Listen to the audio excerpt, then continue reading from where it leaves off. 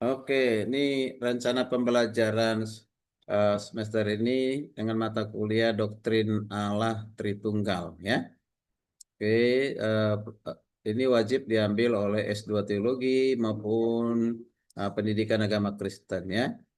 Oke, karena saya tidak tahu semesternya ini semester berapa, jadi sebut aja pasca sarjana begitu ya. SKS-nya 3 SKS ya, persyaratan mengambil mata kuliah Doktrin Tritunggal. Di antaranya teologi proper atau disebut dengan doktrin Allah, kemudian doktrin Kristus atau kristologi, doktrin Roh Kudus ataupun pneumatologi ya. Ini kemudian capaian pembelajaran mata kuliah atau CPMK diharapkan yang pertama mahasiswa bisa menjelaskan hakikat Trinitas ya sebagai satu Allah dalam tiga pribadi, yaitu Bapa, Putra atau Anak dan Roh Kudus. Itu yang pertama. Lalu yang kedua, bagaimana bisa mendeskripsikan perkembangan historis doktrin Trinitas dalam gereja mula-mula dan pemahaman ortodoks versus bidat awal seperti modalistik dan juga adopsionisme ya. Itu sudah ada itu dimulai dari abad abad pertengahan ya, abad pertengahan. Bahkan di abad 1 pun sudah ada mendekati kepada Rasul pada saat itu ya. Oke, itu kita lihat konsili-konsili mengadakan suatu konsili pertemuan-pertemuan untuk mengkantar ajaran-ajaran yang dianggap sesat pada saat itu ya. Oke, kemudian menguraikan nama-nama dan sifat Allah Tritunggal berdasarkan Alkitab, baik itu Perjanjian Lama maupun Perjanjian Baru. Ya, tuh kemudian menganalisis implikasi Trinitas bagi teologi sistematik dan praktik ya kekristenan hidup di gereja lokal dan nasional. Tentu kita belajar Allah Tritunggal itu bukan yang sekadar menambah pengetahuan atau meningkatkan pengetahuan, tapi bagaimana itu menyatu dalam kehidupan dan pelayanan kita, ya, baik secara pribadi maupun gerejawi. Ya. Yang kelima, CPL yang kelima, CMK yang kelima, mengevaluasi ya interpretasi ya heterodoks terhadap konsep Trinitas. Misalnya ada namanya pandangan unitarianisme, ada arianisme dan yang lain-lain, ya. Ya, dan membandingkannya dengan pemahaman konvensional gereja utama, ya. Gereja utama itu berarti gereja mula-mula yang dekat dengan para rasul gitu ya. Oke. Nah, itu kemudian ada beberapa indikator dan pokok pembahasan. Tentu saya tidak membacakan semuanya ini. Oke, nah ini yang pertama adalah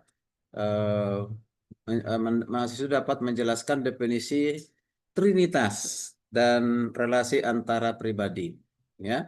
Kemudian CPMK yang kedua, mahasiswa menjelaskan sejarah doktrin memahami bidat-bidat ini nanti diberikan tugas ya, menjadi tugas Bapak Ibu untuk membuat satu makalah pendek ataupun jurnal ya.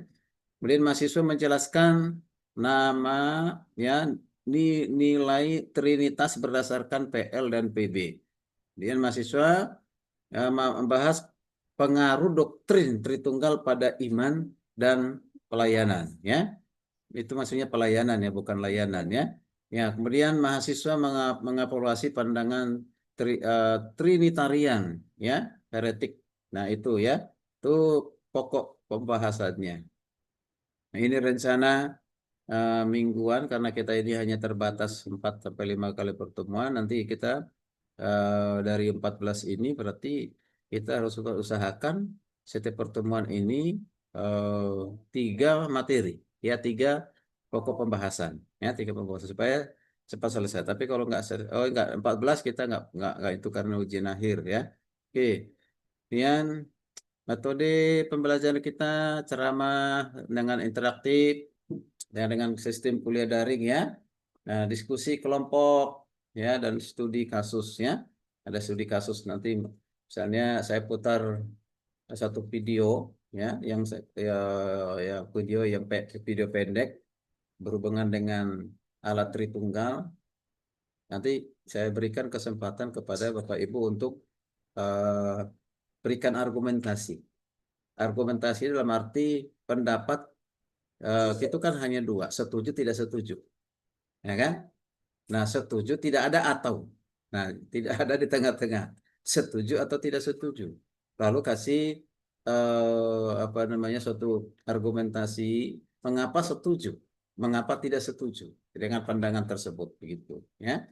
Oke, kemudian analisis teks Alkitab PLPB, presentasi mahasiswa, ya.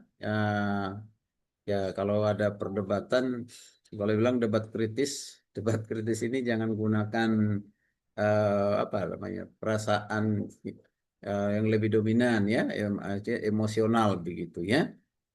Oke, baik. Presentasi mahasiswa, maksudnya jurnal refleksi teologi spiritual. Nah, ini nanti kita bicarakan tugas kita, Bapak Ibu. Apakah bentuk tugas, karena ini sudah S1 teologi, saya pikir jangan lagi buat tugas makalah pendek, sudah harus meningkatkan ke jurnal, ya, jurnal ilmiah, ya, karya ilmiah begitu, ya. Nah, itu harusnya udah seperti itu. Kalau di kita ada mata kuliah itu, ya, mata kuliah membuat jurnal ilmiah, ya. Oke, baik. Sistem penilaian, penilaian mahasiswa, ya. Ini ada beberapa ini yang item, perhatikan partisipasi diskusi 15%. Kenapa saya buat 15%? Dalam bentuk kehadiran, kontribusi aktif. Intinya, ya, jangan kita menjadi mahasiswa yang hanya mendengar gitu. Pendengar yang baik betul, tapi pendengar yang baik, penerima yang baik, tapi juga kita harus memberikan apa namanya kontribusi dalam hal pengetahuan kita, ya, atau pengalaman kita, apa saja yang kita miliki untuk kita bisa berbagi, karena kita di sini tidak ada yang sempurna, termasuk dosen tidak pernah menempatkan dirinya adalah yang sempurna. Yang membedakan Bapak Ibu teman-teman dengan saya, barangkali saya hanya lebih dulu belajar, itu saja, ya, ya, belajar. Tapi dalam hal pengetahuan mungkin bisa saja Bapak Ibu lebih hebat dari saya, lebih pintar dari saya, ya.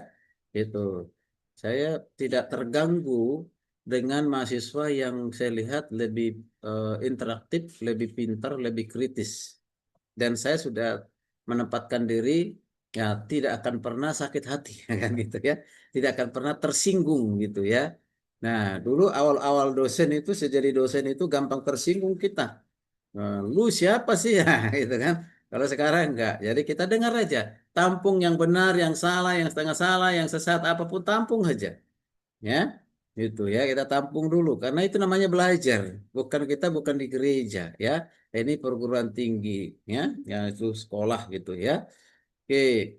Oke, jadi itu 15%, makalah tugas 25% yang disebut dengan artikel jurnal atau makalah pendek.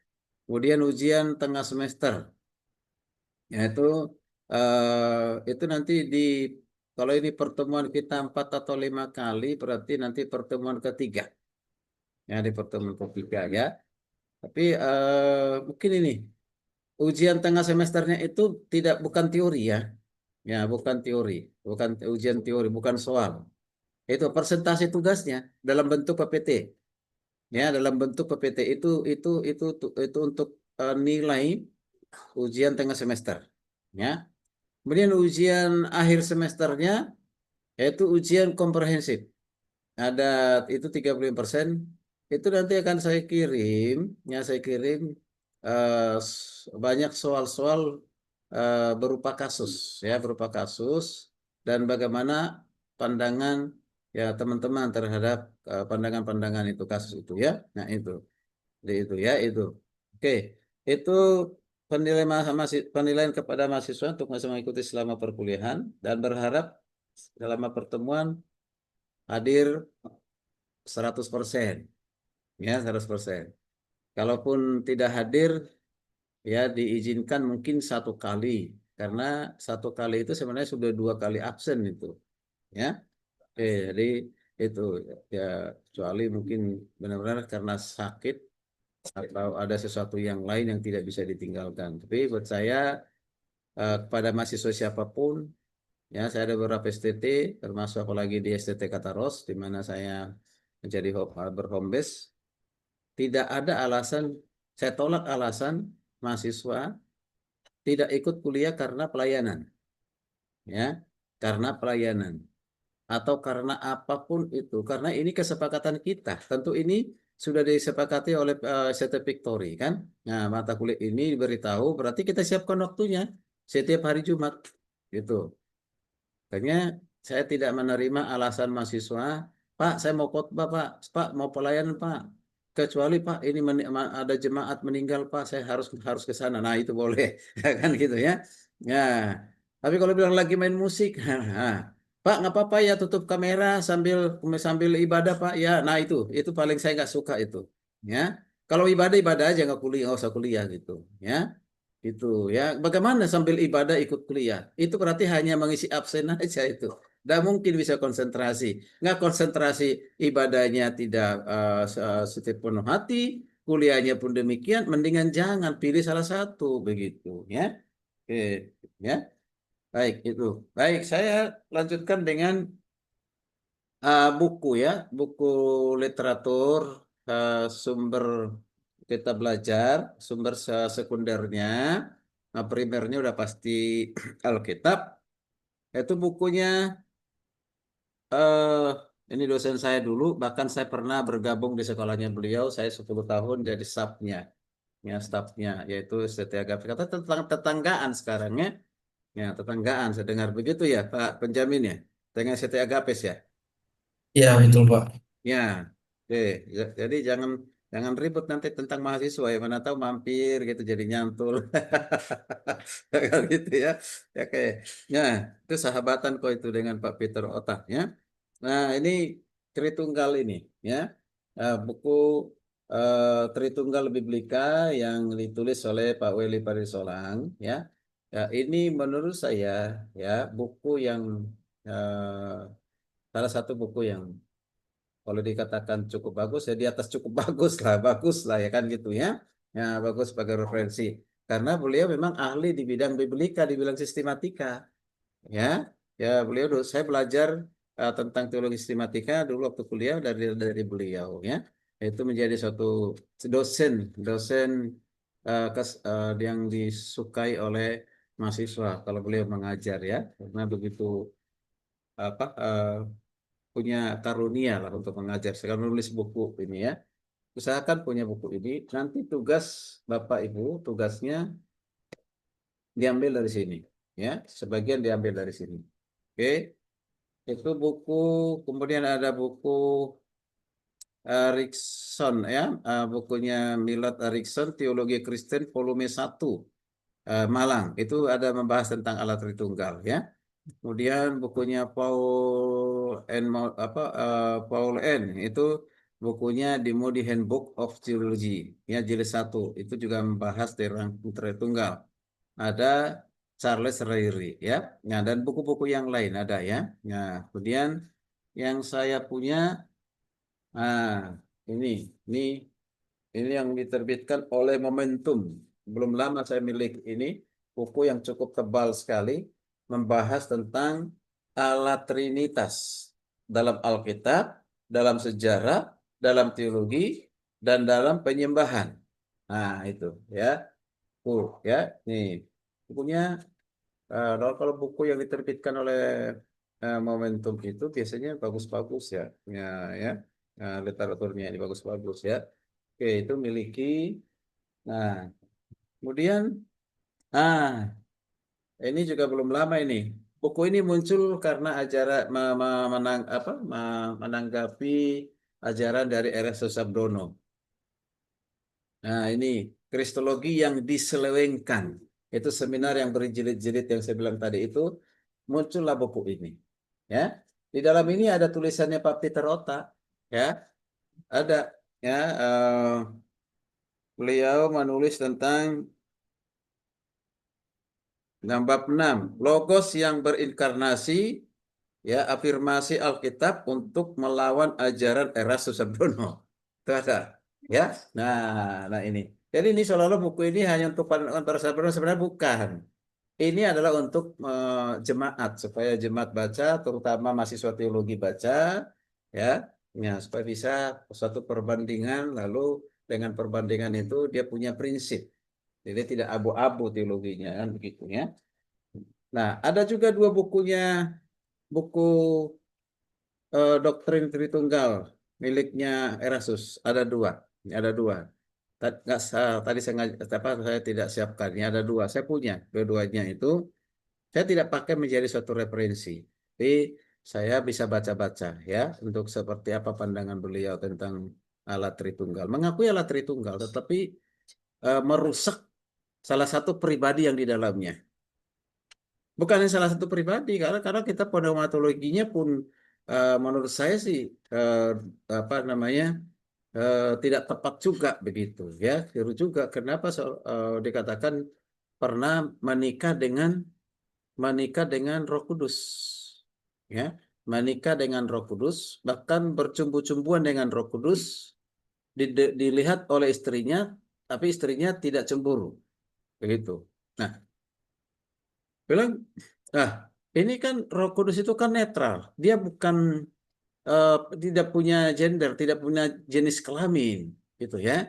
Nah, bagaimana bisa bercumbu gitu ya? Nah itu, jadi itu sehingga ya Roh Kudus itu apa kalau dibilang ya seperti itu seolah-olah Roh Kudus itu punya gender begitu ya. Oke, nah tahu Bapak Ibu pernah dengar atau tidak itu ya? Kemudian ada buku-buku yang kecil, ini dokter yang tidak taruh di sini ya, yang ditulis oleh Pendeta Dr. Frans Tamarol. Ini dosen di STT Anugerah Surabaya. Dulu pernah sempat di Dulos. Waktu saya di Dulos S1 dulu. Sudah lama sekali nggak pernah ketemu beliau. Sudah 25 tahunan ya. Ternyata beliau juga menulis buku tentang Tritunggal. Ya, Tritunggal Tuhan yang Maha Esa. Ya, Tuhan yang Maha Esa. Ya, berbeda dalam kepribadian, satu dalam kealahan. Berbeda dalam kealihan, satu dalam kealahan. Ini juga bagus juga pembahasannya ini. Luar biasa ya. Nah ini bisa juga dimiliki Bapak Ibu ya. Oke, saya sudah baca buku ini. Ada buku, kalau ini buku lama ya, kecil, kecil tapi bagus juga ya. Nah, yang ditulis oleh Robert. Tadi ada di nomor berapa itu ya? Ada Robert nggak di situ? Ada nggak di bawah kayaknya ya? Oh ini Tamarol, ada betul betul ada Tamarol. Nomor 9 ya. Tadi yang Tamarol yang 9 itu. Kalau yang Robert yang nomor 7. Yang nomor 7. Tritunggal yang Esa. Allah yang satu dan Esa memperkenalkan dirinya sebagai Allah Tritunggal. Buku kecil. Buku kecil ya. Nah, kemudian ada lagi bukunya Erasus Sabdono Tritunggal menurut Alkitab. Ada dua bukunya tentang itu ya. Kemudian ada juga buku ini ya. Siapa ini? Ini mungkin Pak Ketua STT Victory banyak tidak setuju dengan ajaran teologinya beliau ini. Dr. Suhenti Liau, ya. Oke, seringkali dikritisi ya ajarannya beliau. Jadi dia juga buat buku tipis memahami dan menjelaskan alat Tritunggal secara Alkitabiah katanya, secara Alkitabiah. Oke, banyak buku-buku yang lain. Ada yang langsung buku itu menggunakan judul alat Tritunggal atau alat Trinitas, tapi juga ada di bagian pembahasan dari buku-buku itu, ya. Yaitu mengenai literatur yang bisa mendukung pembelajaran kita. Mungkin di antara buku ini, daftar pustaka ini, ada yang kita sudah punya. Sepertinya lihat di rak bukunya Ibu Riani kayaknya ada itu yang buku yang tadi itu ya. Yang ada Pak Peter. Itu kayaknya itu ada saya lihat tuh. Atau salah? Nggak ada. Nggak ada ya? Ini. Teologi yang diselewengkan? Ah, Belum. belum. Belum. Ya, ini harus punya. Ini ditulis oleh orang akademisi semua ya. Jadi dia kuat biblikalnya dan sistematikanya. Ya, oke. Baik. Saya Belinya di masih mana? dalam tahap menyusun buku ya, menulis buku tentang Tritunggal. Memang tidak mudah ya. Tapi saya punya buku ya yang saya tulis sendiri. Nah, buku tipis tapi ini di dalamnya membahas beberapa beberapa doktrin, ya doktrin. Ini doktrin iman Kristen, perspektif Injili. Ya, ini terbitannya baru 2005 bulan Agustus kemarin. Ya, bulan Agustus tahun ini. Saya tulis ya. Nah, ini di pembahasan dalamnya ini hanya dasar-dasar saja ya, dasar-dasar saja. Kalau bahas dari tunggal mungkin ya apa tidak boleh hanya dari buku ini. Jadi di buku ini saya membahas ya menulis tentang beberapa doktrin ya. Yaitu yang pertama doktrin tentang Allah ataupun proper, doktrin tentang Alkitab, doktrin tentang manusia dan dosa, doktrin tentang keselamatan, doktrin tentang Yesus Kristus, doktrin tentang Roh Kudus, doktrin gereja eklesiologi, doktrin tentang akhir zaman. Itu terakhir. Nah, Allah Tritunggal itu dibahas di doktrin Allah tentang Allah itu proper. Nah, itu pembahasannya tidak banyak, ya, hanya sekitar 2 halaman saja ya. Tadi untuk membahas tentang doktrin tunggal ini hanya suatu kutipan aja mungkin ya. Ini baru sedang sedang dicetak, proses dicetak 2-3 minggu lagi baru selesai ya. Ya, tidak banyak dicetak. Ya, nanti kalau sudah dicetak ambil ya Bapak Ibu ya. Ya, murah kok harganya. Ya. Baik, Pak. Ya, eh, kalau nggak salah di harganya 85.000 ya, kalau nggak salah ya. Dan itu. Oke, baik. Oke, tugas sekarang ya, tugas Bapak Ibu ya. Karena ini adalah penilaiannya dari tugas. Oke, saya akan share tugasnya.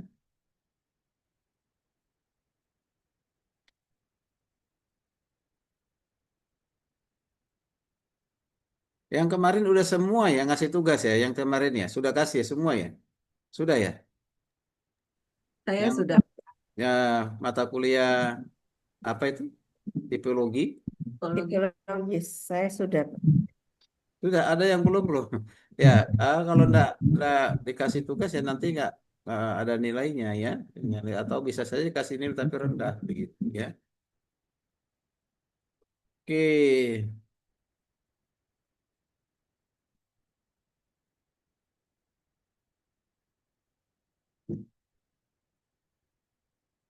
Maaf saya belum ganti ya. Ini nanti bisa diganti sekretarisnya itu karena ini memang materi yang saya coba susun sendiri ya. Oke, jadi tugas mahasiswa membedah buku tentang alat Tritunggal. Hasil refleksi 5-7 halaman diberikan tanggapan maupun kesimpulan.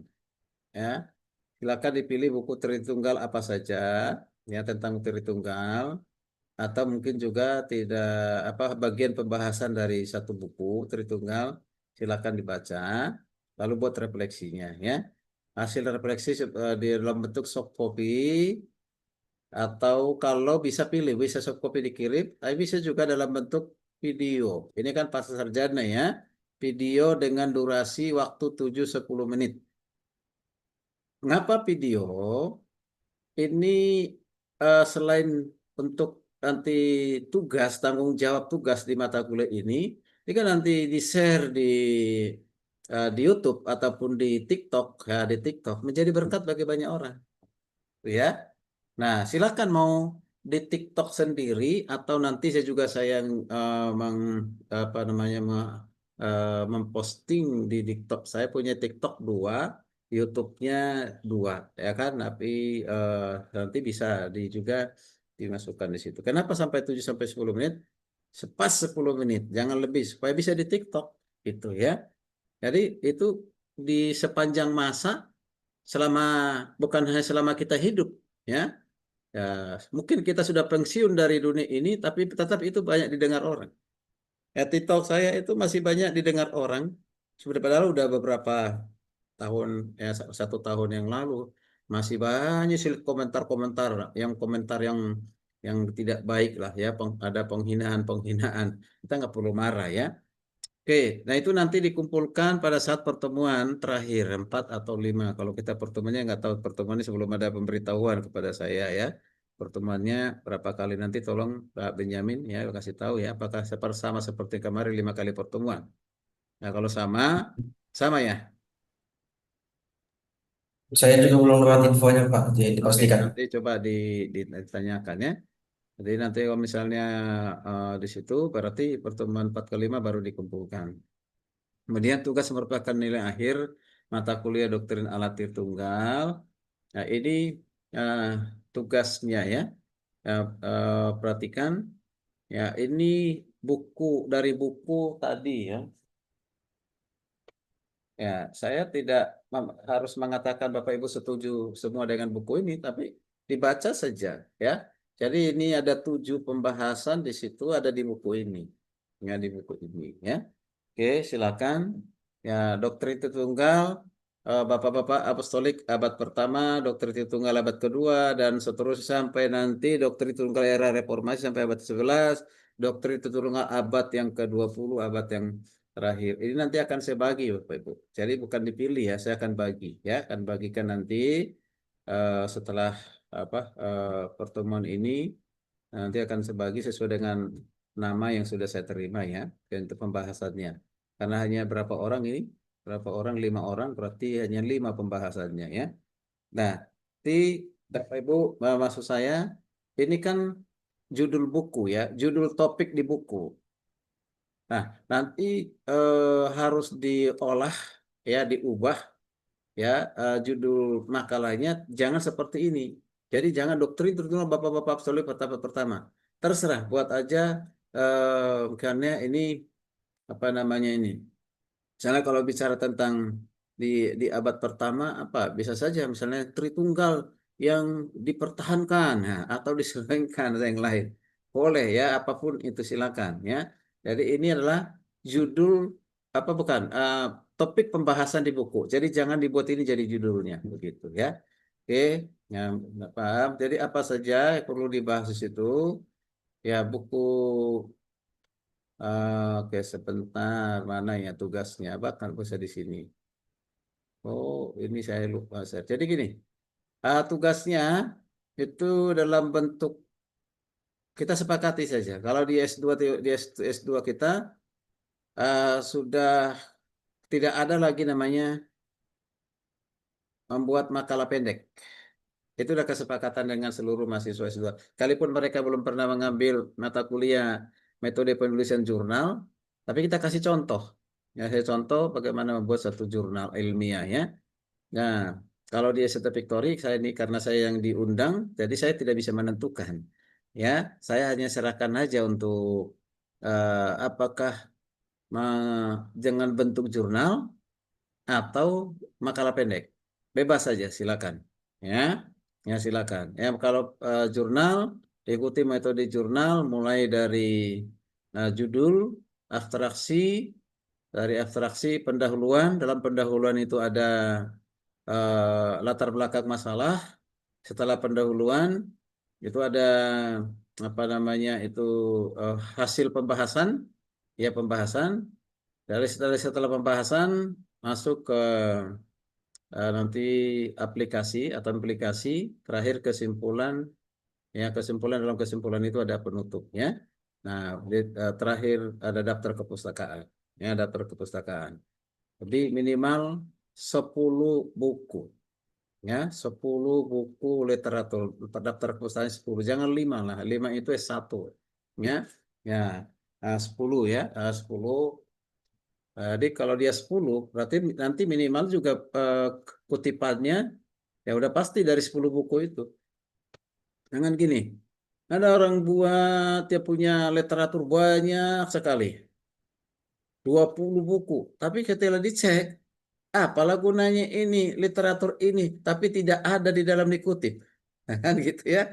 Nah, seperti seolah-olah meramaikan saja gitu. Nah itu ya, hanya meramaikan buku literatur, tapi tidak ada di dalam pembahasannya untuk apa kan begitu ya. Oke, nah itu. Jadi eh, upayakan 10 buku ya, Bu ya, ya tugasnya ya. Oke, Itu Ini nanti tugas-tugas dipresentasikan. buat jurnal ya Pak ya. Bagaimana, Bu? Ini untuk tugas buat jurnal urut-urutannya itu ya Ya, judul ya itu abstrak. jurnal. Ya itu jurnal. Ya, itu jurnal Hmm. ya. Oke, Pak, nanti sorry Pak, saya nanya ya Pak ya. Ini biar ya. supaya sesuai dengan saya nanya supaya sesuai dengan yang Bapak sampaikan. Jadi Ya, ya. untuk buat jurnal ini yang tadi Bapak sampaikan kita mulai dari judul, abstraksi, pendahuluan, lalu apa lagi Pak? Di pendahuluan itu ada nanti membahas tentang latar belakangnya, Bu ya. Iya, Ya, latar belakang ataupun apa namanya ini? Latar belakang eh, pokok pokok masalah ya kan gitu ya. iya. Ya itu ya. Oke, Setelah masalah pendahuluan apa Pak? latar belakang masalah namanya ya. Oke, Iya, iya. baru masuk berikutnya hasil pembahasan atau Hmm, pembahasan ya. Hasil iya, pembahasannya. Nah, di situ yang paling banyak itu nanti ya pembahasannya. Termasuk iya, implikasi ya, implikasinya apakah itu implikasi untuk mahasiswa teologi, untuk gereja atau perguruan tinggi teologi, ya silakan ya, gitu ya. Atau tiga-tiganya dengan singkat dibuat begitu ya. Kemudian terakhir masuk ke pada kesimpulan dan penutupnya, itu ya. Nah, nggak usah banyak-banyak, cukup kalau untuk ini apa itu namanya ini untuk jurnal. 10 minimal 10 halaman, maksimal 14 halaman. Ya, 14 halaman. hmm. Itu udah mencakup semuanya, kecuali kalau ada covernya ya, gitu ya. Jadi setelah hasil pembahasan itu langsung kesimpulan ya Pak? Ya, ya, ya. Lagi langsung kepada kesimpulan. Ya. Sorry, ada tadi di setelah pendahuluan itu ada di dalamnya latar belakang masalah. Ada sebelum masuk ke pokok hasil pembahasan, sorry, ada satu lagi apa namanya itu? Eh, Metode penelitian yang Oh digunakan. iya, Iya, iya. ya itu ya metode penelitian. Itu kalimatnya nggak panjang, itu paling itu mungkin 2-3 kalimat ya menunjukkan metode apa metode kualitatif ya atau perpustakaan begitu ya. Nggak usah kuantitatif lah ya di sini. Nanti ada waktunya untuk mengadakan kuantitatif ya. Semua diarahkan ke kualitatif aja ya, yaitu dengan menggunakan buku-buku literatur. Baik, ada lagi Bu? Sudah? Yang lain saya pikir udah juga paham ya, seperti itu ya.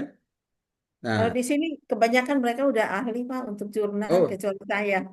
mantap, mantap, mantap. Berarti jadi jangan itu ya, jangan makalah pendek ya. Kalau makalah pendek kan itu biasa, pendahuluan, pembahasan, kesimpulan. Itu makalah pendek itu. Ya.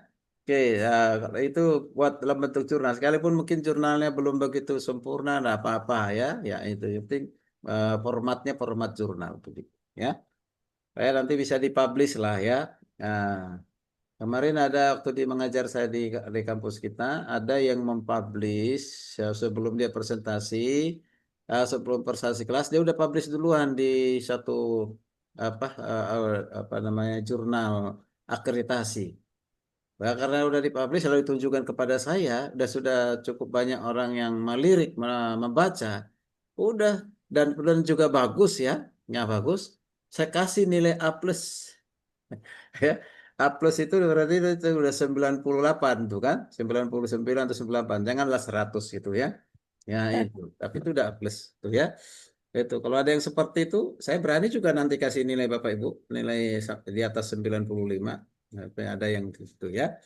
Oke, itu namanya serius berarti kan? Oke, lebih serius. Kita semua serius, tapi lebih serius. Oke, ada lagi pertanyaan mengenai tugas, Bapak Ibu? Ibu apa Ibu putar-putar? Sudah jelas ya tugasnya? Jadi ini tugasnya ada 3 ya, Pak. Dua. Jadi tadi untuk jurnal dari bedah buku. Ya, jurnal ambilnya dari buku ya. Kalau Ya, refleksi laporan bacaan buku itu nanti bebas pilih ya dari buku mana aja. ya itu yang video. Iya, ya dipilih ya.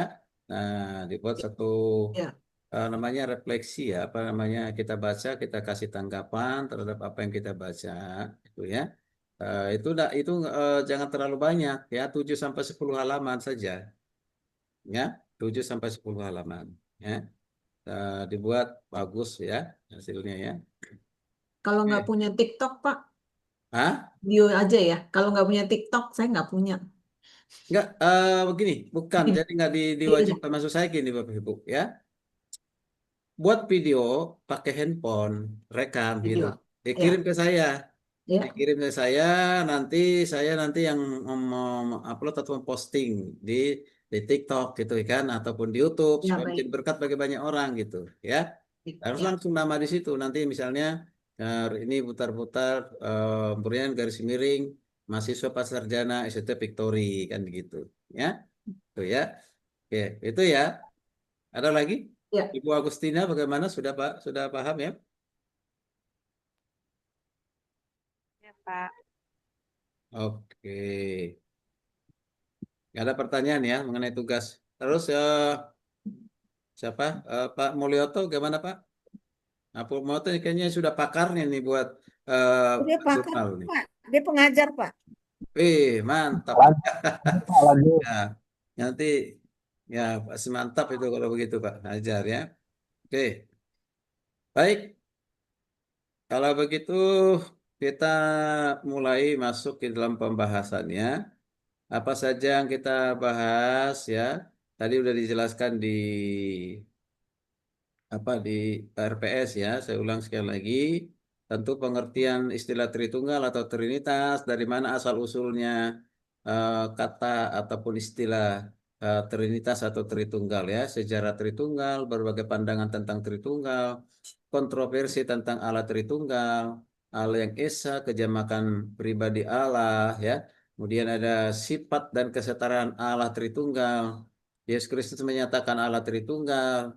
Teologi Rasul Yohanes tentang Allah Tritunggal, teologi Rasul Paulus tentang Allah Tritunggal, implementasi doktrin Allah Tritunggal ya. Nah, itu menjadi pokok bahasan kita. Oke, sekarang kita masuk pengantar. Kalau ada nanti diskusi kita setelah istirahat ya.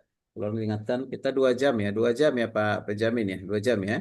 Oke, kalau 2 jam berarti berakhir jam jam berapa itu? Jam 19. Tadi kita terlambat tuh mulai nih sena, jam 5 lewat 11 ya, 11 atau 12 menit gitu ya. Oke, saya ini betah ngomong jadi nanti dikasih tahu aja ya. Nah, betah ngomong ya. Itu saya nggak tahu juga ya seperti itu ya. Oke. Nah, di pendahuluan atau pengantar ini saya menyampaikan bahwa ajaran Allah Tritunggal atau Trinitas itu adalah suatu doktrin atau ajaran yang sangat penting di dalam iman Kristen. Ya, itulah sebabnya penting kita sebagai hamba Tuhan, rohaniawan, ya, apalagi kita ini ya dosen ya, itu harus kita pahami dengan baik dan benar. Tujuannya bukan hanya untuk kita, tapi bagaimana kita membagikannya itu kepada jemaat. Sesuatu yang sulit bisa kita sederhanakan sesuai dengan kemampuan dari jemaat untuk mengerti, memahami ya. Oke, Allah Tritunggal adalah doktrin untuk unik Kristen yang membedakan agama Kristen dan agama kepercayaan yang lain. Ya, di agama lain tidak ada ya, yang Tritunggal. Ya, tadi ada 3 agama besar di dunia ini yang sama-sama punya keyakinan, kepercayaan tentang Allah yang Esa. Satu agama Yahudi, monoteisme ya.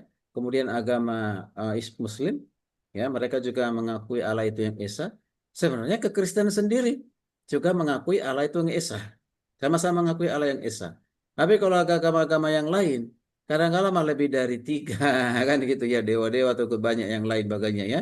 Ya, jadi itu seperti apa politisme gitu ya. Nah itu kalau kita ini penganut Allah monoteisme ya. Cuma perbedaannya monoteisme yang menyatakan diri dengan menyatakan diri dalam 3 pribadi yang berbeda, gitu ya. Itulah keunikannya, itulah perbedaannya dengan agama yang lain. Ya, kalau itu tidak ada, maka tidak ada bedanya kita dengan agama lain. Begitu. Perbedaan itu menjadi sesuatu yang momok bagi orang lain, sesuatu yang bertentangan bagi orang lain, Itu perbedaan itu bukan lagi membuat satu kesatuan gitu ya. Bahkan itu bisa memicu intoleransi gitu ya. Oke ya. Oke. Nah, jadi pada umumnya berbagai denominasi gereja, apa gereja apapun itu, kecuali Saksi Yehova, ya, yaitu memahami menerima namanya ajaran Tritunggal, ya. Jadi hanya sebagian kecil aja denominasi gereja yang menolaknya. Sebenarnya kalau Saksi Yehova sebenarnya itu tidak bisa disebut dengan gereja ya, tapi mereka terdaftar di rejim Mas Kristen itu sebagai bagian dari Kristen gitu, karena tidak ada namanya agama yang Saksi Yehova gitu, tidak ada ya. Nah, tidak ada disebut di agama di Indonesia ini ya sudah jelas ya. Nah, Kristen, Islam, Hindu, Buddha, Konghucu, ya sekarang tambah lagi kalau nggak salah itu apa itu? eh, yang dari Toba sana itu apa Ibu Rini itu kepercayaan itu pelebegu itu loh, pelebegu apa istilahnya itu ya, Ibu tahu tahu nggak Bu itu sudah resmi itu ya. Ya jadi satu keyakinan ya, saya lupa namanya apa dibilang itu ya. Oke, kalau Ibu Rini bukan kelahiran langsung dari sana ya, bukan orang Batak sudah di Jawa kayaknya ya, lahir besarnya Ibu ya. Lahir besar di Jakarta. Oke, begitu ya. Nah, kalau saya BTL Bu ini, Batak tembak langsung, kata saya. Oke, baik. Jadi doktrin Tritunggal dari yang paling sering diperdebatkan dan dipermasalahkan, baik dalam lingkungan dominasi gereja, secara internal maupun dalam dunia teologi Kristen sampai hari ini. Ya, dalam diskusi-diskusi berapologet itu antara apologet Kristen, hamba-hamba Tuhan di gereja maupun juga beda keyakinan antara Kristen dengan apologet non-Kristen, ya. Di ajaran Tritunggal itu kerap kali ditentang bahkan ditolak oleh sejumlah kelompok tertentu seperti siapa? Kaum rasionalisme, kelompok liberal, dan juga kelompok yang bukan Kristen sampai masa kini. Bahkan mungkin itu tidak akan pernah berakhir sampai Yesus datang gitu ya. Nah, doktrin Tritunggal hingga saat ini masih menjadi pusat diskusi perdebatan teologis yang sangat serius di kalangan kekristenan.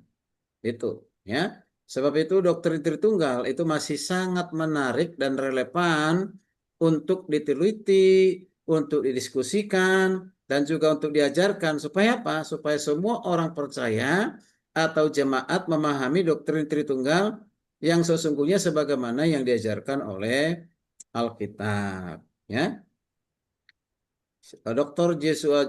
JT atau Jesua Teu mengatakan bahwa doktrin Allah Tritunggal itu hasil pemikirannya para teolog, para hamba Tuhan saja. Sebenarnya itu tidak ada, katanya begitu. Ya, itu ajaran manusia katanya begitu. Ya, bahkan dia nanti kita putar videonya, beliau bilang apa? Tidak ada tiga pribadi di dalam kekekalan. Hanya ada satu pribadi di dalam kekekalan. Yang ada adalah satu pribadi dan mereka punya peran yang berbeda. Bapa sebagai pencipta, Anak sebagai penyelamat, Roh Kudus sebagai penghibur, Parakletos. Jadi tidak ada tiga pribadi. Nah itu. Jadi menolak ya. Ada lagi satu lagi pengajar mengatakan bahwa semuanya Yesus. Ya, artinya hanya satu pribadi. Bapa itu adalah Yesus, Roh Kudus itu adalah Yesus. Ya, bukan pribadi yang berbeda. Itu semuanya Yesus. Hanya dengan kurun waktu yang berbeda, peran yang berbeda, ditampil sesuai dengan sejarah, sesuai dengan peran masing-masing. Nah, itu ya bagaimana tanggapan Bapak Ibu dengan hal seperti itu nanti bisa dijelaskan ya. Nah, doktrin Allah Tritunggal adalah ajaran yang merumuskan bahwa Tuhan itu adalah Esa. Ya, Esa atau tunggal. Atau satu, namun memiliki tiga pribadi yang berbeda atau oknum yang berbeda. Nah, ketika pribadi itu adalah sederajat, tidak terpisahkan, tetapi dapat dibedakan. Ya, dapat dibedakan. Nah, ketiga pribadi Tuhan tersebut yaitu Bapa, Anak, atau Yesus Kristus dan Roh Kudus. Ya. ini ada orang tidak setuju ya. Kita sering kita dengar Allah Bapa, Allah Anak, Allah Roh Kudus. Nah, lalu mengatakan konsep atau istilah Allah Bapa, Allah Anak, Allah Roh Kudus itu tidak ada dalam Alkitab. Maka tidak boleh menggunakan sebutan itu gitu. Ya, dulu pernah ada teman hamba Tuhan sudah almarhum. Ketika saya berdoa, ada teman, bukan saya, ada teman yang berdoa seperti itu. Kami menyembah Engkau Allah Bapa, Allah Anak, Allah Roh Kudus. Setelah selesai ibadah, ditegur langsung orang itu dengan suara yang kencang. Kamu doktrin teologimu dari mana itu? Kacau kau, katanya. Gitu ya, ya kan gitu. Memang kalau dicari kata Allah Bapa, Allah Anak, Allah Roh Kudus tidak ada dalam Alkitab.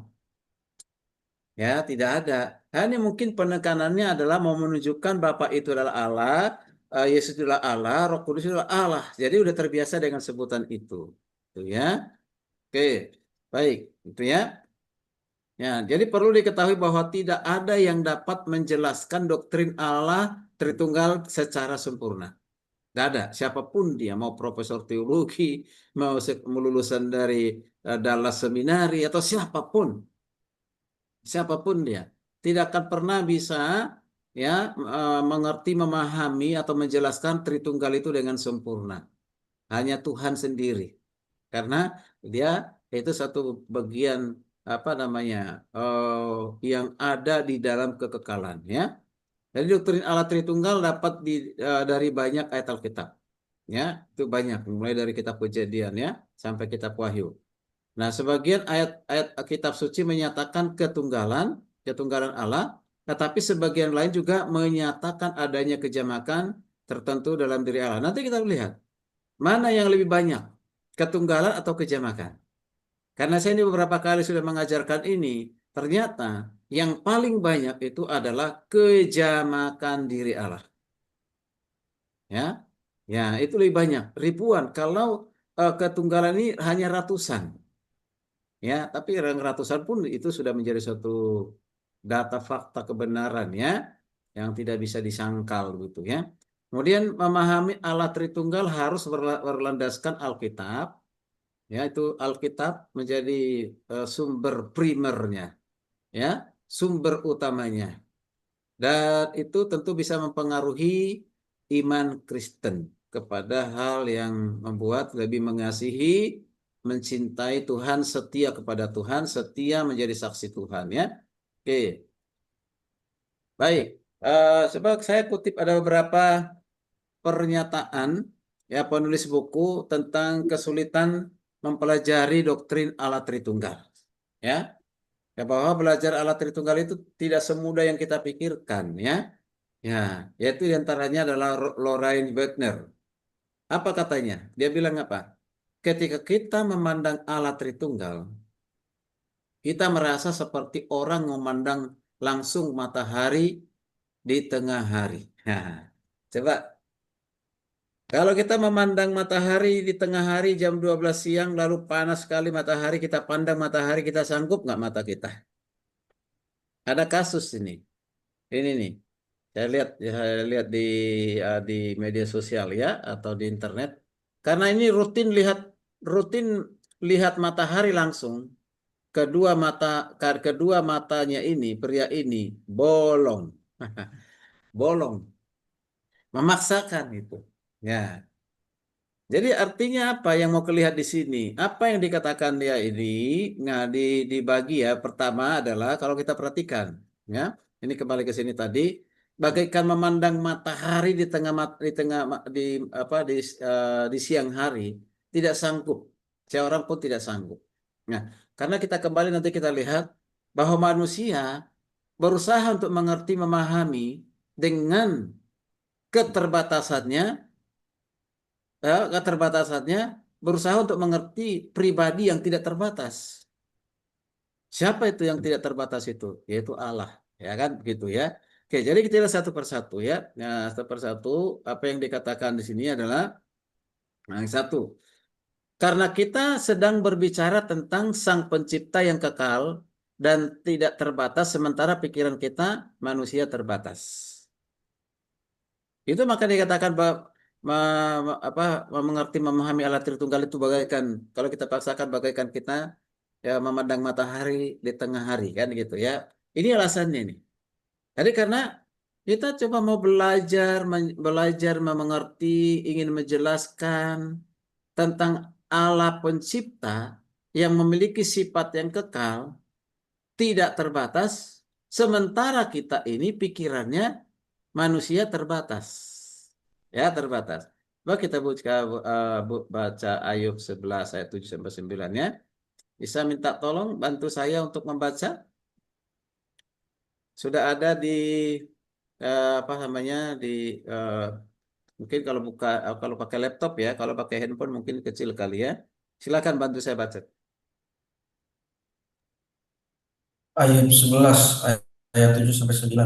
Dapatkah engkau memahami hakikat Allah, menyelami batas-batas kekuasaan yang maha kuasa, tingginya seperti langit, apa yang dapat kau lakukan? Dalamnya melebihi dunia orang mati, apa yang dapat kau ketahui? Lebih panjang daripada bumi ukurannya, dan lebih luas daripada samudera.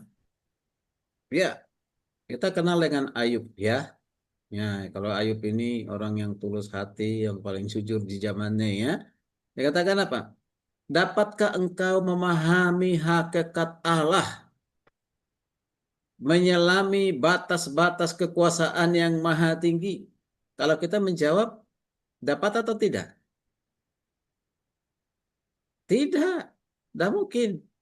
Tingginya, bilang tuh, tingginya seperti langit. Wah, siapa bisa menjangkau langit? Apa yang dapat kau lakukan? Ya, kita nggak bisa lakukan.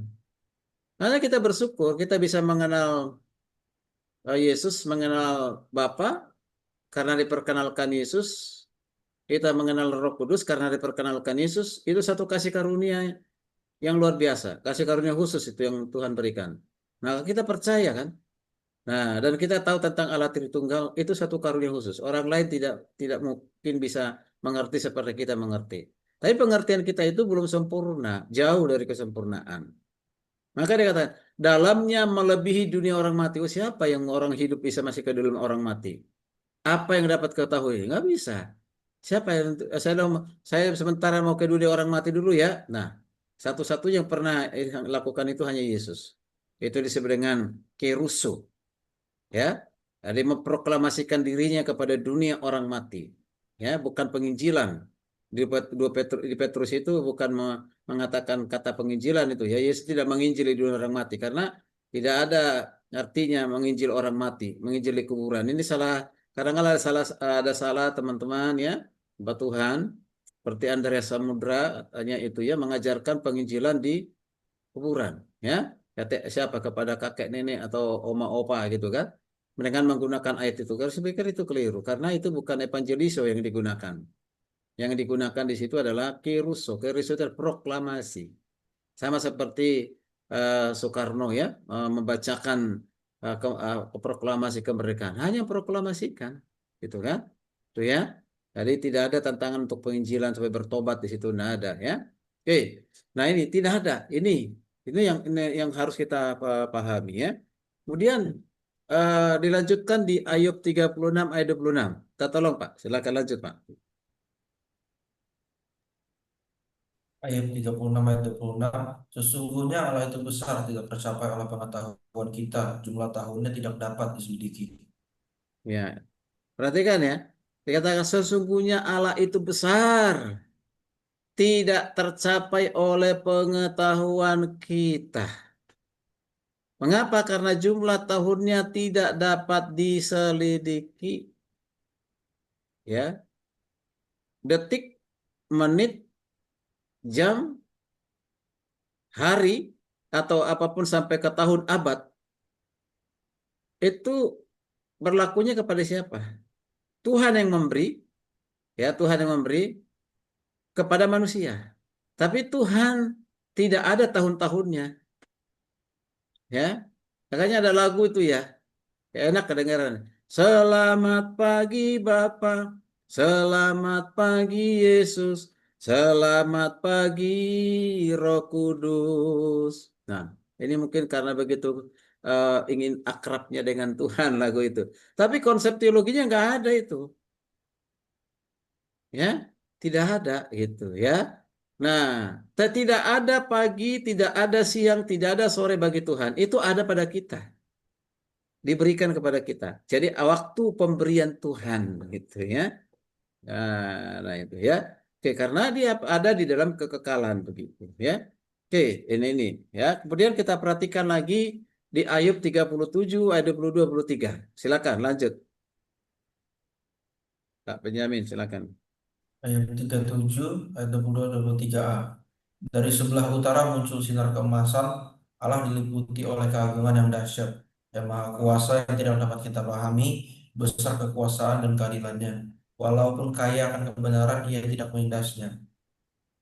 Perhatikan nih, yang maha kuasa yang tidak dapat kita pahami berdasarkan kekuasaan dan keadilannya. Walaupun kaya akan kebenaran, ia tidak menindasnya. Berarti kan tidak dapat kita pahami tentang Allah itu. Ya, besar kekuasaannya, keadilannya. Itu luar biasa.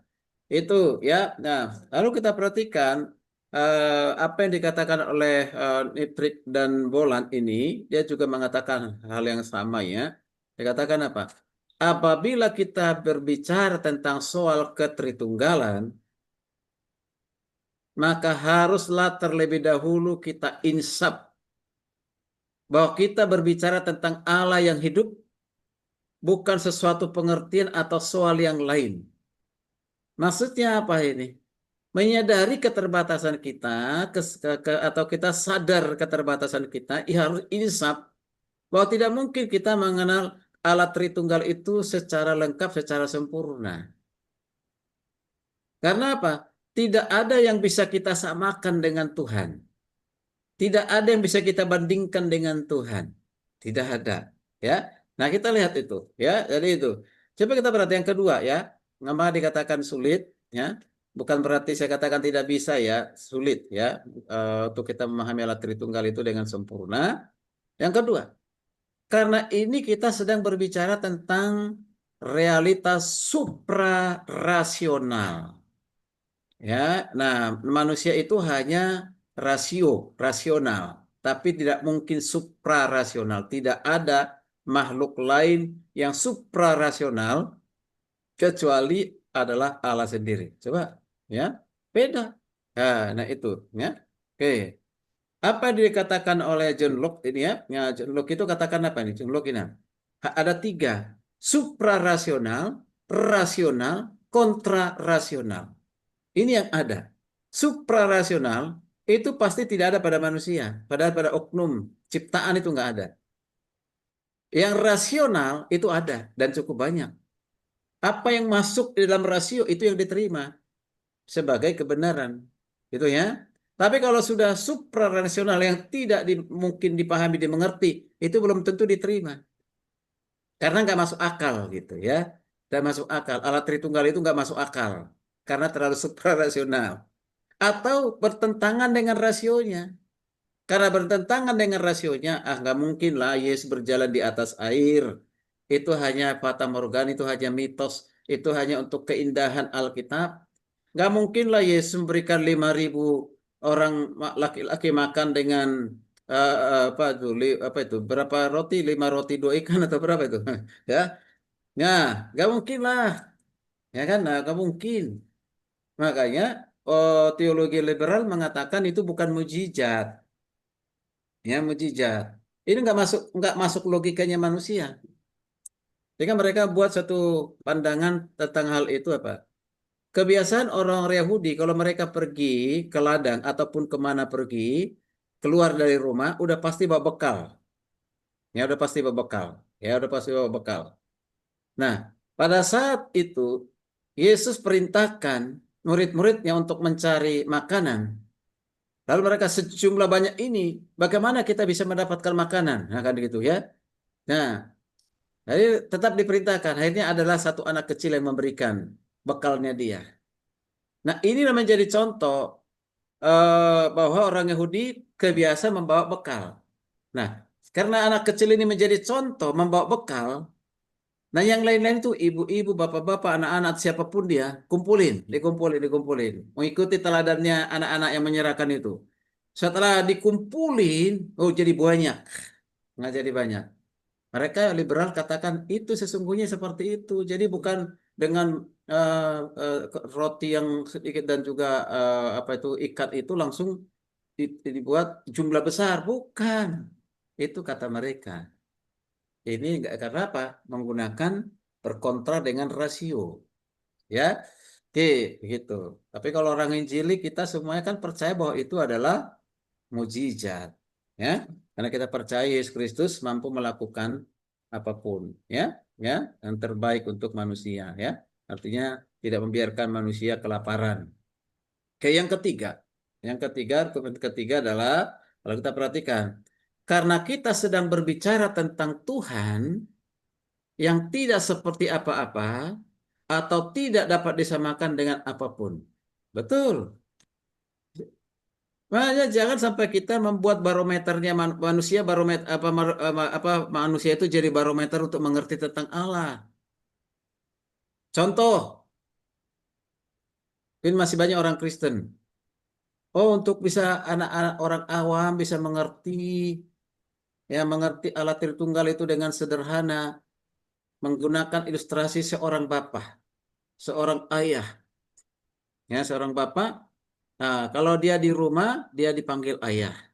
Ketika dia pulang kerja, karena dia pemimpin perusahaan, dia direktur, dipanggil Pak Direktur. Nanti kalau dia ke gereja, jadi majelis, dia juga, dia juga. Ini ilustrasi yang sangat berbahaya. Jangan Bapak Ibu gunakan itu. Mengapa saya katakan demikian? Coba, ketika ayah sudah pergi dari rumah ke kantor, ada nggak dia di rumah? Tidak ada. Nah, ketika dia sudah berangkat ke kantor, lalu pulang dari kantor, mampir sebentar ke gereja karena persiapan hari Minggu, ibadah karena dia evangelis, ada nggak dia di kantor? Ya, nggak ada kan? Kemudian ketika dia sudah pulang dari gereja, selesai rapat dan persiapan, pulang dia ke rumah, ada nggak dia di gereja? Nggak ada. Jadi nggak pas, nggak cocok lah gunakan itu, ya, itu, ya. Kenapa? Manusia itu terbatas, sementara kita berbicara tentang Allah yang tidak berbatas. Ketika kita bicara hari ini tentang Allah, ada nggak di sekitar kita Allah? Ada. Ini kita di tempat yang berbeda loh ini. Ya, tempat yang berbeda. Ada nggak Allah? Ada gitu. Ya, ada itu. Maka dikatakan lagu itu ya.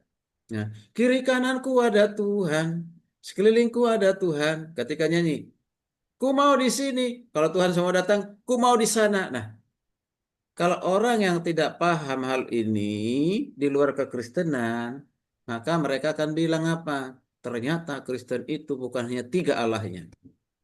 Allahnya banyak. Kenapa? Katanya nyanyi saya dengar itu kiri kananku ada Tuhan. Aku mau di sini karena Allah ada. Aku mau di sana aku ada Allah. Banyak sekali bukan hanya 3. Itu non-Kristen. Yang mudah-mudahan tidak ada orang Kristen yang mengerti itu. Padahal tujuannya itu adalah lagu itu mengatakan bahwa Tuhan itu hadir di mana saja, ya di tempat yang berbeda, ya di tempat yang berbeda dia bisa hadir, di waktu yang berbeda dia bisa hadir. Ya kan dia tidak dibatasi ruang dan waktu begitu. Coba kita lihat. Yesaya 40 ayat 18-25. Kita tolong nanti baca itu ya. Nanti setelah ini kita lihat ini apa yang dikatakan oleh Stephen Tong ya. Bentar ya, nanti akan dibaca itu. Oke, Stephen Tong bilang apa ini? Biasanya kita mengerti sesuatu karena sesuatu itu mempunyai persamaan dengan sesuatu yang lain. Sehingga melalui persamaan itu kita menemukan analogi karena ada persamaan. Oke, maksudnya gini, di dunia ini banyak yang sama. Pesawat yang sama, ya minibus yang sama, mobil yang sama, ya atau motor yang sama, apa saja barang banyak yang sama. Dan mungkin hanya diproduksi satu. Ya, itu pasti diproduksi, mungkin hanya bedanya ukuran besarnya, tipenya, apa semua lah, gitu kan? Tapi jenisnya sama, jenisnya sama. Nah, kalau yang begitu kan kita mudah, ya mudah untuk mengerti, memahami. oh itu televisi merek ini ukurannya sama seperti ini kan gitu, sama, ya sama, itu. Sehingga bisa kita perbandingkan. Perbandingannya apa? Sama-sama TV tapi ada besar ada kecil gitu ya. Ada merek Polytron, Polytron ada merek apa lagi tuh ya, ya macam-macam merek lah kan gitu ya. Nah Samsung misalnya kan itu bisa. Nah sehingga kita bisa menyamakan. Tapi kalau untuk Allah tidak ada kesamaannya, tidak bisa disamakan. Termasuk menggunakan katanya H2O gitu kan. Air itu masuk H2O. Cair itu masuk H2O. Cair ya, air ya atau cair. Kemudian es yang dingin itu H2O. Uap juga H2O. Nah, diumpamakan seperti itu berarti satu wujud yang berbeda tapi hanya satu namanya H2O. Itu sering juga kita gunakan kan. Nah, sering juga gunakan itu ilustrasi itu ya. Oke, tidak ada yang bisa disamakan dengan Allah ini. Tapi kalau kita mau menggunakan itu sehingga mungkin orang lain bisa mengerti, ya dia percaya, ya berarti ilham Roh Kudus silakan aja, boleh. Ya kan? Dilanjutkan oleh Stephen Tong begini. Tetapi dalam kita mengerti Allah tidak ada pembandingnya. Bukan hanya tidak ada pembandingnya, tidak ada persamaannya. Sehingga tidak bisa dimengerti dengan rasio sepenuhnya. Coba dengan siapa kita bandingkan Tuhan? Dengan siapa kita samakan Tuhan? Tidak ada. Ya kan? Tidak ada. Nah itu. Tidak ada itu. Oke. Nah, oke ya itu yang bisa kita perhatikan pengantar ya dari apa yang disampaikan hari ini. Lalu bagaimana sikap gereja dalam mempelajari Allah doktrin Allah Tritunggal? Bagaimana sikap kita sebagai gereja mempelajari doktrin Allah Tritunggal? Ya, ada beberapa sikap. Ya, beberapa sikap kita. Yang sikap yang pertama dalam pelajari doktrin Allah Tritunggal ini, yang pertama penghargaan yang tinggi terhadap kemisteriusan dan keunikan Allah. Itu. Oke, jadi kita harus menghargailah ya yang tinggi terhadap yang tadinya rahasia, misterius bagi kita dan unik. Ya, keunikan dari Allah itu luar biasa. Maka Michael de Milinos mengatakan apa di sini? Katakan apa? Kita dapat menunjung Allah lebih tinggi, ya, jika kita mengetahui bahwa Allah itu tidak dapat dimengerti dan berada di luar jangkauan kita. Betul. Ya, saya setuju dengan apa dikatakan oleh Michael ini. Ya, kita akan dapat menjunjung Allah. Mengapa? Dia lebih tinggi karena kita mengetahui bahwa Allah itu tidak dapat dimengerti dengan akal pikiran kita. Nggak mungkin bisa dimengerti. Ini menunjukkan ketergantungan kita kepada Tuhan karena Tuhanlah yang membuat kita bisa mengerti Dia. Ya, mengerti pribadi itu. Itu di luar jangkauan manusia. Ya, di luar jangkauan kita. Sepintar, secerdas apapun, sebanyak apapun buku yang sudah kita baca, tidak bisa dimengerti dengan sempurna.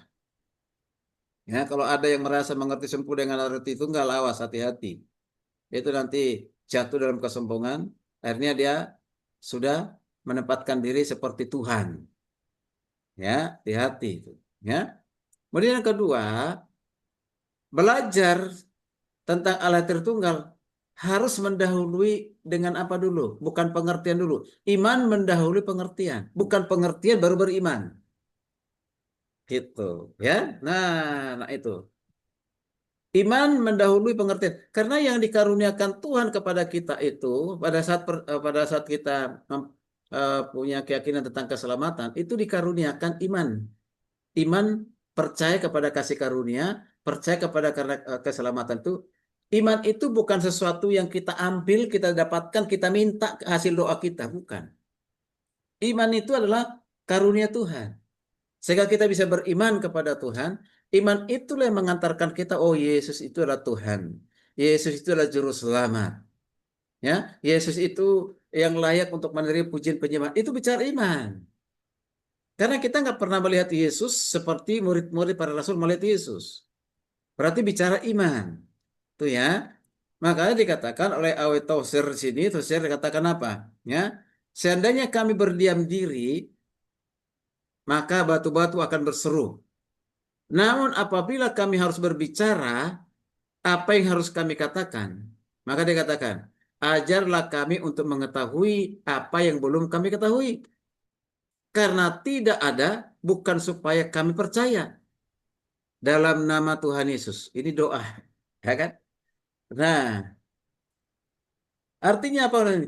Ini ketergantungan. Ajarlah kami untuk mengetahui apa yang belum kami ketahui.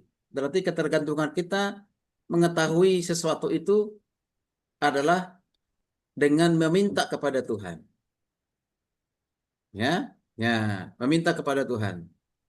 Jadi bukan karena kita sudah lebih tahu, maka kita percaya. Tidak. Pengetahuan itu ada, semakin ada, ya karena langkah iman kita. Ya, oke. Nah, bisa nggak kita mengatakan ini? Sekalipun aku tidak melihat Allah, aku tetap percaya kepadanya. Itu bicara iman. Tapi ada orang lain, saya akan percaya kepada Tuhan kalau dia sembuhkan sakit saya. Kalau Tuhan berkehendak, karena Tuhan mau orang itu dipilih disembuhkan, Tuhan bisa lakukan aja. Tapi tidak selamanya seperti itu. Nah kan? Makanya Yesus menegur Thomas kan? Tegurannya apa? Ya, ya, berbahagialah mereka yang percaya sekalipun tidak melihat. Ya dikatakan itu lebih berbahagia yang percaya sekalipun tidak melihat. Itu bicara iman. Dasar iman di Ibrani 1 ayat 1 udah jelas ya. Nah, sesuatu yang kita tidak lihat tapi nyata ada, kita percaya. Kita percaya. Makanya harus iman yang mendahului daripada pengetahuan. Iman itu nanti akan membawa kepada pengetahuan, iman itu akan membawa kepada hikmat. Saya sering katakan, jangan kau hanya berdoa tentang hikmat, tapi sendiri kau pernah baca Alkitab, nggak pernah berdoa, ya, ya minta hikmat. Hikmat itu bukan pemberian, hikmat itu memang bersumber dari Tuhan. Dari mana? Ketika kita memiliki komunikasi hubungan yang harmonis, ya, eh, yang akrab dengan Tuhan, lewat apa? Ya, biarkan dia berbicara kepada kita melalui Alkitab dan kita berikan waktu kita berbicara kepadanya. Disitulah kita nanti punya hikmat, gitu. Oke, loh. Kemudian, nah itu ya sikap kita ya, sikap kita itu. Jadi itu yang harus kita miliki. Ya sadar kita punya keterbatasan, kita nggak bisa mengetahui tentang Allah itu dengan sempurna. Kita harus sadar. Dengan demikian kita harus minta ke hikmat pertolongan Tuhan untuk bisa mengerti begitu ya. Dan kita belajar Allah Tritunggal. Saya tidak mengajak Bapak Ibu Saudara untuk membawa kepada kesempurnaan. Ya, tidak. Ya, karena saya pun menyadari bukan orang yang sempurna dalam hal Tritunggal ya. Oke, mungkin ada orang-orang bisa punya pandangan yang berbeda, ya silakan gitu ya. Oke.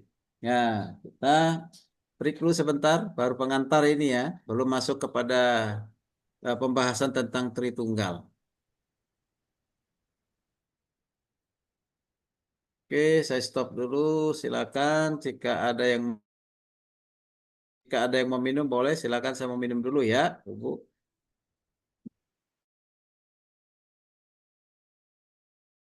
5 menit atau 10 menit silakan. Oh, kalau iya betul. Waktunya udah mau habis ya, mungkin kita minum dulu.